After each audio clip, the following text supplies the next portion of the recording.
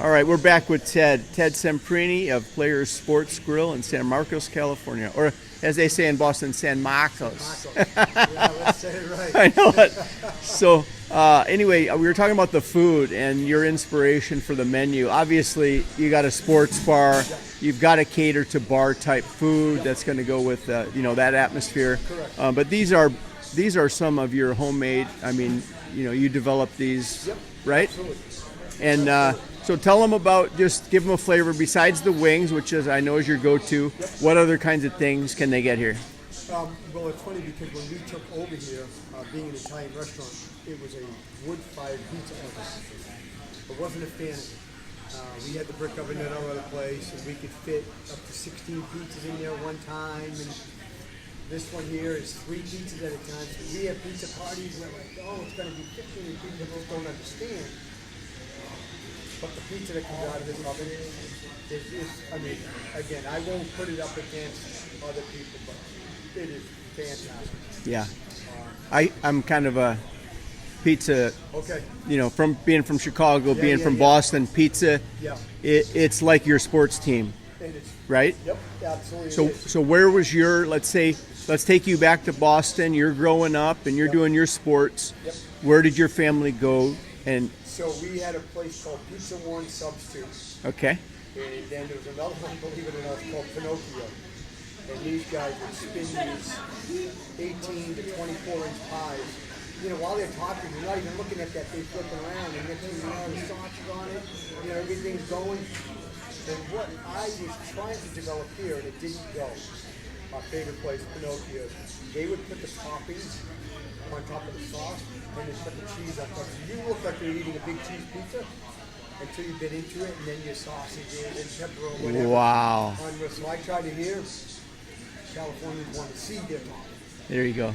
I don't understand it, but it is what it is. Yeah. It's almost like that. I remember those pizza places in Chicago. Had this sausage, but it was almost like they put a blanket over, and every bite was like a surprise of what was underneath. Right? Exactly right. Exact same type of thing. I love it, man. But anyway, so the wood-fired pizza, if I could have redone it at the time, I would have. I love it. That it kicks out great pizza, just not the volume that we want. Right. So when you ask me what is I always say wings because I pride in our wings. I really pride in our pizza. But if the pizza got so popular, this is crazy. I mean, any other business owner, how you doing? Sorry. No worries. If any other business owner would say, well, then fix the problem. If we ever got popular on pizza, we would have a big problem. Because we can't turn them out fast enough. Got it. So you got the artisan pizzas, the wings, and then tell folks about your tots. You're pretty famous. Oh, yeah. So, it's funny because everybody has tots on their menu, and I am not saying we're the pioneers of tots. But when we opened up here, we put tots on our menu. We had them in Claremont, and everybody's just like, tater tots?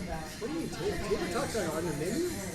And everywhere you go now, you get tots. Like I said, I'm not saying we were pioneers, but in this area alone, I mean, tots weren't.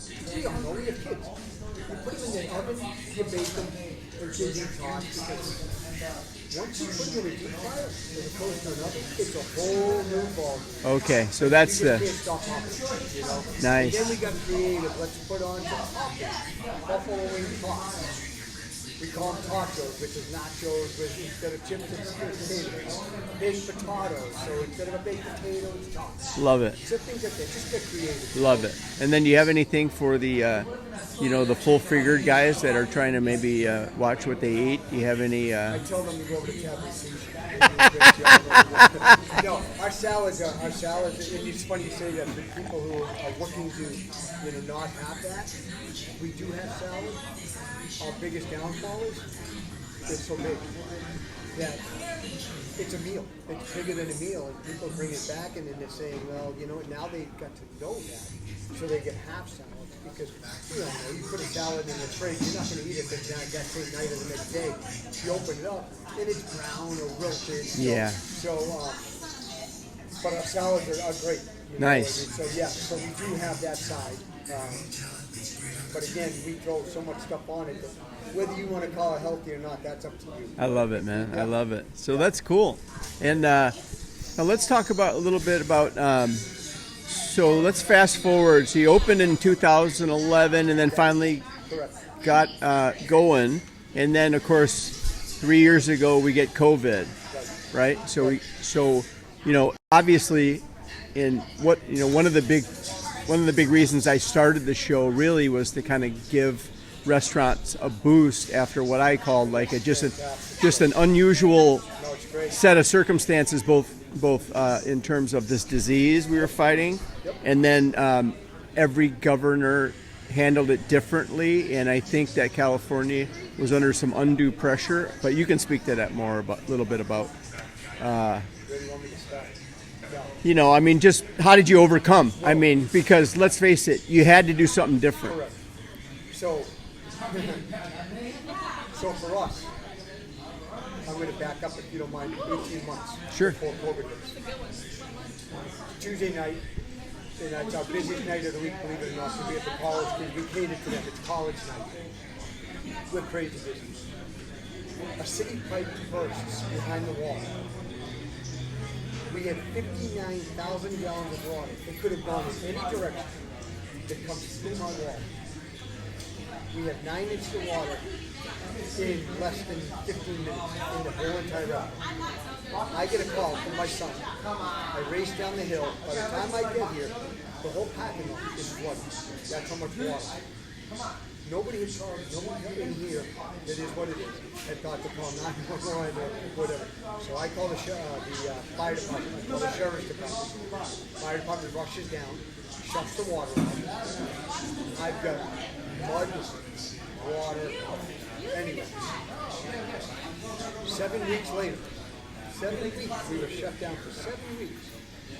I really didn't think we could bounce back. Money-wise, the insurance covered it. That's what insurance companies are for clientele. It gave my clientele 7 weeks to find a place where they're going to find a new place that was comfortable. They had their comfort zone here, and then it was taken away like that. And it took a while. It took a while. I mean, it might have been the fact that, it took a while for us to get the word out that we reopened. But it took a while to get the people back. So, fast forward from then, COVID. And it was the worst thing, best thing that could have happened to us. The people that had reestablished themselves here after the flood remembered what they had gone through for the flood. So everybody, just the loyalty, the camaraderie shit, everything. They really wanted to make sure that we didn't have that happen again, like we had just endured 18 months ago. Jeez. So, Almost like a natural disaster, like my family in Sarasota and Northport just, which I'm very right? sorry, Yeah. Absolutely right. Absolutely right. And we learn a lot about humanity and Boy, do we ever. right, Boy, do we ever. right. And again, there were some people which I'm sure we lost, but they really rallied. They really rallied. And then, of course, COVID hits and they wanted to rally even again. And then when the governor said no, now that it's 2 years later, I can tell the story. My oldest son, who was working for me at the time, everybody else was gone, laid off. As we know, the two of us were working this place from 11 to 11, doing takeout only according to the law. We hugged, we fought, we swore at each other. We became, at 20 years old. And this was Mason? This was Tyler. Tyler. My oldest, yeah. Got it. The garbage. The garbage guy. And things still weren't going. And we were like, okay, what are we doing? And I'm looking at people, the line at Ralph's right here. I'm looking at the line at CVS because they were essential. We blacked out my windows. Now I remember you went to work for a food distributor, Correct. right? Was that about that time? No, that was prior. Prior. When we had closed down Claremont, Yes. when we had this one going. Yes. My wife and I took a step back. She's been a probation officer now for 25 years. So we took a step back. That Claremont was my was my bag of gold. That was my retirement. And then we saw in 30 days how quickly it could go because we had some leasing problems. We literally thought we had the upper hand in that area. We didn't.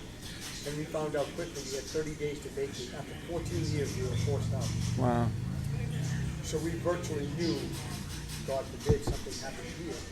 Everything I worked for could be gone. That was a reality slap in the face. So I got recruited by this Shamrock Foods, and I took the job for security. Yeah. Even though we had this one, we were just doing some, benefits, whatever. Taking care of business with your family. I did it for a year, and everybody can say that they can look back at their, it was the worst year of my life. That wasn't me. Right. I'm not an office guy. I'm not a computer guy. I mean, I love shaking hands and kissing babies, but in my own environment. That's what I'm good at. Gotcha. Make everybody feel you're going to feel better about yourself now because of the booze. You'll feel better about yourself coming into players than when you walked in and then when you walked in. And I couldn't. That wasn't me. I let it go and I said, okay. I said to my partner, I said, I'm rededicating myself to play. This is what I'm going to do. 24/7, 7 days a week. My wife was on board, so that's when I made this virtually. I said, this is going to be me. My partner didn't come up anymore. He opened a new store in Poway, Okay. which I didn't really like the location. I love the area of Poway. I just didn't think it was a great location for a sports bar. Poway closes down to 8 o'clock. It's all families, and with me being a deputy sheriff of Boston and my buddies that are sheriff's department here now, they said, listen, you stay away from Poway as far as the sports bar. So, I think I lost my train of thought. So, yes, so that's what happened to the Shamrock Foods. I just said, you know what, I gave it a year and then I said, I'm rededicating myself to my passion. Nice. Which is this. Nice. 24/7, and literally, as any business owner knows, it's 24/7. Yeah. So, I mean, you hit on a couple things. Obviously, in life, I don't care who you are, in life, sometimes it's going to punch you right in the mouth, and it's going to knock you to your knees. And, I think what the thing I learned is how long are you going to stay there, right? How long are you going to stay down? So what do you think picked you up off the carpet at that time? Because you just went through a year of doing something you really didn't want to do. Right. I had lost the business, which I still, to this day, I'm like, how did it happen? I really. But it's another thing. You realize what I didn't want to do. And you did. There was a few weeks and even maybe months that I was just like, you know what, I don't know. At that time I was, not even 50. I'm like, got 50 on the horizon.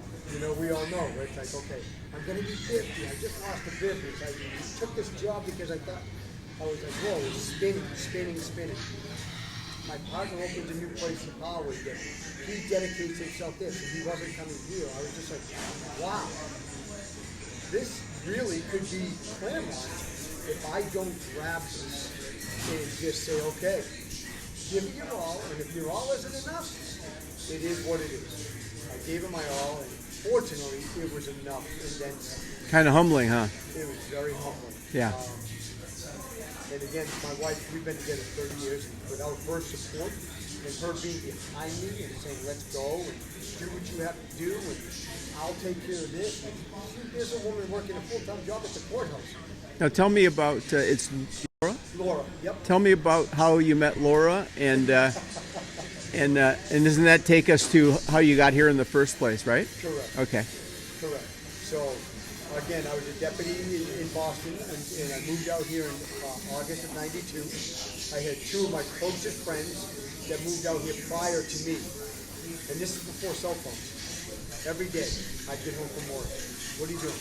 Why are you still there? Why aren't you out here? You can't, it's on your machine, then you dial them and go, what's going on? They're like, get out here. So I put in my resignation papers with Suffolk County Sheriff's Department. I said, So you're working for county sheriff. correct. All right. So you're Came out here. so you're working a beat of some sort No, or that was just jails back then. jails. Just jail. Okay. Which was just a beautiful place. Okay. And then who are the friends that came So, out here? A gentleman by the name of Rich Eaton and Chris Davis.